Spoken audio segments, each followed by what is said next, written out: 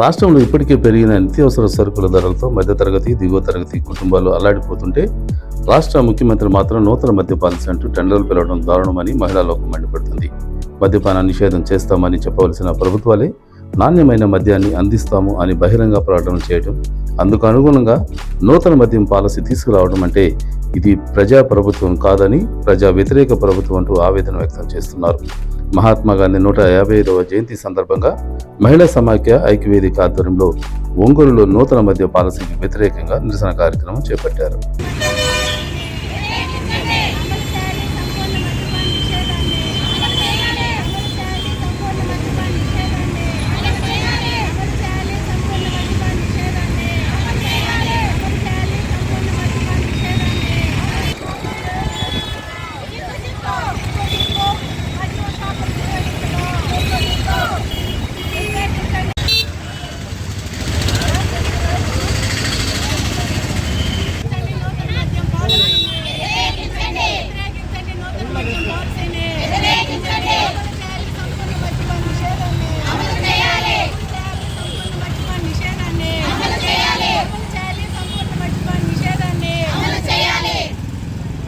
ఈరోజు గాంధీ జయంతి సందర్భంగా రాష్ట్ర వ్యాప్తంగా అన్ని మహిళా ఐక్య సంఘటన ద్వారా ఇక్కడ నిరసన కార్యక్రమం చేపట్టాలని చెప్పని ఇచ్చిన పిలుపులో భాగంగా ఈరోజు ఇక్కడ కార్యక్రమం చేపడతా ఉన్నాం.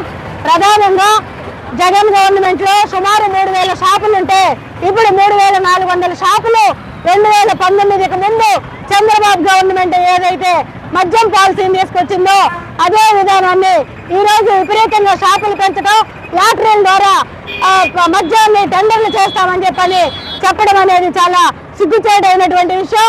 ఈ విధంగా మద్యం షాపులు పెంచుతామని టెండర్ల ద్వారా చేస్తానని ప్రకటించింది. అదేవిధంగా 12 స్మార్ట్ స్టోర్లను కూడా ఏర్పాటు చేస్తానని ప్రభుత్వం ప్రకటిస్తుంది.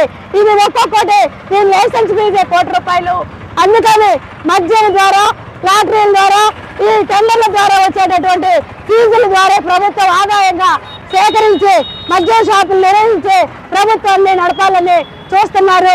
ఇది చాలా సిగ్గుచేటైనటువంటి విషయం.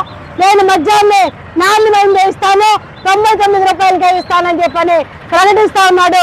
ఇది చాలా దుర్మార్గమైంది. ₹99 కాదు, ఈ రోజు దాని వల్ల ప్రోడక్ట్ పెరిగి దసరా సందర్భంగా విడుదల చేశావు.